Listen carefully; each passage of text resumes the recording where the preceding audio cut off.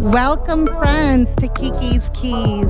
My name is Kiki Rogers, and I am here sharing stories of people who have been through their worst and are now living their best to give hope and inspiration to others. And I do want to say a disclaimer. We do talk about very sensitive subjects, sometimes trauma, death, and so forth. So that is just a little warning. Otherwise, I hope you all enjoy our show today. I am joined with a very wonderful guest. Her name is Kathleen Pickrell. Hi, Kathleen. Welcome to the show. Hi, Kiki. Thanks for having me. Oh, I'm so glad to have you here. I was introduced to you through Mimi from We Care Tucson, a wonderful sponsors of ours here on the show and guest in the past as well. And Mimi wanted me to visit with you because you have quite an amazing story of taking a tragedy and turning it into something positive in your life. And so thank you for coming on and being willing to share about that. Well, thank you so much for having me. And if I can help in any small way, that's what I want to do. Well, we're glad to have you. Tell us a little bit about yourself and your family, Kathleen. So starting back... Well, you have two children and then also some stepdaughter, correct? Yeah.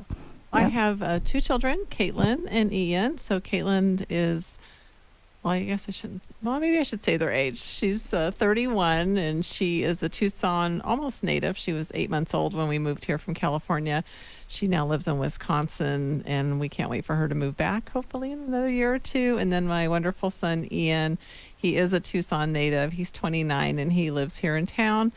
And she's not quite a stepdaughter, but I have a partner who has a daughter, Elise, and I love being part of their family as well. Well, that's awesome. And when you say we, you moved here at the time with your husband and the father of your children, correct? Yes, we moved here in 1993. He was an engineer with Raytheon, and so we worked together at General Dynamics in Pomona, California, and then ultimately became Hughes, became Raytheon, and we moved out here in 93 with that transition. And your husband's name's Terry. Terry, yes. Yes. But not everything is, a magical Disney story. Sometimes things do go wrong in our lives, correct? And you unfortunately lost Terry at a very young age, correct? Yes, he passed away at the age of, it was 58, but he died from heart issues, and he had his first heart attack at 45. So he was young. Wow. When he had his first heart attack, were there any warnings or signs? There really weren't, and he didn't even have traditional symptoms. Sometimes they say women don't have traditional symptoms, but men also may not have traditional symptoms. So, they're the vague things like, the stomach and not the pain running down your left arm. So it was sudden. He had been living a very, active lifestyle, and then one day, in the middle of the night, he was in the bathroom, and I said, "Are you okay?" And he didn't answer, and he came walking out, and I said, "Are you okay?" And he said, he didn't really answer. And then so I said, so he didn't seem like himself? He was disoriented and just kind of standing there, and I said, "Do you want me to call 911?" And he didn't answer, and I said, "Do you want me to call 911?" And he's like, "I'm thinking." And I'm like, "Oh, dear Lord." So I started to call 911, and he collapsed right there in the bedroom. And it was like 3 a.m. That was when he was 45 years old? Yeah. That had to have been just scary in of itself at that time. Yeah, I was 35. Oh, so wow. I was 10 years younger. Wow. And then was, I assume, hospitalized. Did he have any surgeries or procedures after that first heart attack? He had stents put in, several stents put in. He was at TMC for a while, and the one thing I remember when he came home was, and people who've gone through this can probably really relate to this, is when he came home and then it was time to go to sleep, we couldn't sleep because we were just afraid, like he would go to sleep and not wake up. So there's just that kind of PTSD Right. going, and so that took kind of a long time to get over that. So we weren't sleeping very much. We were just kind of laying in bed together, like, okay, hope I nothing understand happens. that. Yeah. My own story of loss of losing my son was we were woken up from a sleep, Mm. from the police at the door. And so I understand that associating sleep with the trauma and being afraid to go back to sleep and being able to rest because you're on edge of something bad happening. Yeah, it kind of lives in your body, doesn't it? Yes, yeah, almost. I think traumas do affect us on a cellular basis. I believe that fully. Yeah, Mhm. definitely. But you guys still had a good, was it 12 years? It was still? 13 more years, 13 and more so years. and between that time there were a couple more heart attacks. There were more stents placed. There were, angiograms and stress tests. And at one point he went in for just a routine angiogram, and it turned out the widowmaker, they call that, was 99% blocked. So they caught My that one just in goodness. time. And he just was, I say he was a plaque magnet. It was genetic. He just could not stop making plaque, and he could not handle any of the statin drugs that were out at the time. And he may be able to tolerate ones that have come out since then, but then he just could not tolerate them. And now you, at this time, were working as a social worker, correct? Correct. And in the healthcare field at that point? Yeah, my social work career is with medical social work, so I've worked primarily for most of that career with cancer patients. Okay. Did you feel like that experience helped you with being there for your husband and his healthcare journey? Yes and no. I think yes on the intellectual level, right? But then when it's you, it's always different. Yeah. Those in the healthcare field tend to be the worst patients, right? Yeah. Yeah. Yeah. And it's just, it's harder when you're emotionally involved. That's definitely true. So what was some of your lessons or something that surprised you through that journey of him and his health heart? It was, we just kept living life, really. It was, but you're always a little on edge, right? You're always like waiting for that next thing to happen. And then, and then it did happen. And then it did. In 2014, he went in for a routine angiogram. He had some, an episode, and we went to the cardiologist who did a stress test and said, everything looks about the same as you were 3 years ago, but let's do an angiogram. And he went in for the angiogram, and unfortunately, he died on the table having a routine angiogram. Was that harder not being with him at that moment? It was such a strange, surreal experience. So I was out in the waiting room. My mom was with me, and I heard them call the code, but I'm like, there's a lot of people in there having procedures. It probably isn't him. But I was on edge at that point. And then about 15 minutes later, the nurse case manager walked out, and she walked straight over to me. And I'm like, oh, no, this is not good. And she said, we're trying to revive him. I'll come back out in a little bit and let you know how it's going.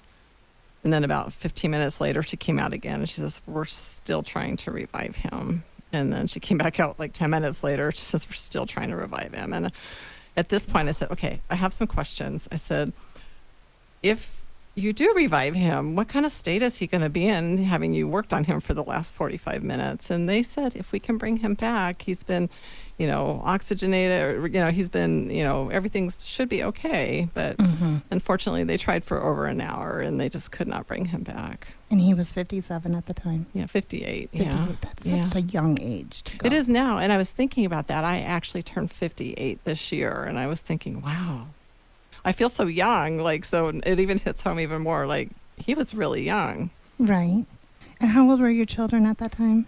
So young adults? When he passed in 2014, so they were born in 93 and 94. So they were both, my daughter was out of the house. They were both college age. My son was still at home, but hardly ever home because he was in college too. And when they said this wasn't looking good, I called them, and I'm like, you got to come. And so we were all in the hospital. And so, yeah, they were like late teens. Well, loss is hard. We all know that loss is hard. Everyone's experienced it in some way. When it's someone very, very close to you, your spouse, the father of your children, is especially difficult. Yeah. What did you do for yourself and your children to get through those initial years of grief? Yeah, the first year was obvious. I mean, it's different for everybody, but first year was the hardest. It was like I don't remember a whole lot about it actually. I what did I do? That's a good question. Felt really weird and out of sync with the world, I think was the biggest thing. It was you're grieving and people, they're living their lives, they're supportive, but now all of a sudden you don't have your base, people are busy with their lives. So Right. you're not a part of it. Well, gosh, we're already at the break time, so we're going to take a little break and give some attention to our sponsors. We're with Kathleen Pickrell. She's here sharing about how she went through the loss of her first husband and father of her children from a heart attack, and we're going to talk more with her after this break. Thank you. And we are back with Kiki's Keys to Unlocking Your Best Life, sharing stories of people who have been through their worst, now living their best. We are here with Kathleen Pickrell, and she was sharing about the worst, going through the loss of her husband very unexpectedly from a heart attack at 58 years old. And we were talking during the break on how surprised we are that you're now 58 years old because you look so incredibly young. And my producer back there was just, his jaw was on the table. Oh, that's so sweet. That's very sweet. But you sharing about the loss of her husband, went in for an angiogram, didn't come out, unfortunately, alive, and had college-age children at the time, as well as losing really your partner in life, your other part of you. And we had been married 20 days short of our 25th wedding anniversary. Wow. And I had never lived on my own before. I went from being with my parents to being married. And yeah. Yeah, a lot of us have done that. Big change all of a sudden. So not only was I dealing with grief, I was dealing with having to live a whole different lifestyle and not have that backup, right? When it's two of you, you have that backup. There's the two of you together. You have someone to bounce things off of. All of a sudden, you're responsible for everything that you never were responsible for before. And you're saying how that first year was the hardest. And I actually kind of found that surprising because for myself, I hear this frequently, maybe with loss of children or something. It might be different than a spouse. But that first year for me was kind of going through the motions of all the firsts, because you're very cognitive of the fact that that other person isn't with you anymore. Mm-hmm. And the second year is when it really hit me hard. Okay. Yeah. But, each person's grief journey is different. And that's why we're here and why we're sharing these stories, because there are people out there who are grieving and maybe going through that first year or second year and really having a hard time kind of finding their feet in it. And that's such an important point, too, because a lot of people think, oh, I'm doing this grief thing wrong, or, and there is no right or wrong. It's wherever you are, however you feel is perfectly normal. If it's becoming maladaptive, get some help, but you're not doing it wrong. That's a really good point. What are some things that you leaned in on that helped you through your grief journey? Probably the years of self-help books that I read all the way through my life. We don't get to middle-age without other traumas and other things. And so I worked very hard all through my life with self-help. And I think for me, really, it was realizing or remembering that we are always creating, right? We are always creating our reality that's kind of a woo-woo way to say it, but no, that's great. And mostly it's unconsciously, but when you have what my father would call a significant emotional event, sometimes it opens your eyes to that fact, and then you remember that you actually get to choose. And so what I remembered is that number one, I'm always creating my own reality, and number two, to focus on and pay attention to what I want to bring into my life now. The past is gone, so, resistance is a tough one. It shouldn't be this way. Why is it this way? I've done everything right, all the things. So if you get stuck there, get some help, obviously. Been through therapy in the past, so, know that. But really, it's focusing on what do I want to bring into my life. And I actually That's great advice. I'm gonna give this to you. This is really helpful, and anyone can Google this. It's personal values, and it's through the New Mexico Psychology Department. It's free, and there's 100 different values in there, and you cut them up into little squares, and you put them into not important to me, somewhat important to me, and you put them all in each a category, and then you take away the not important to me, and then you have to recategorize until you get to the top, like 4 or 5 of what's most important to you. Those are your values. Those are the things you want in your life. That's what you want to bring in.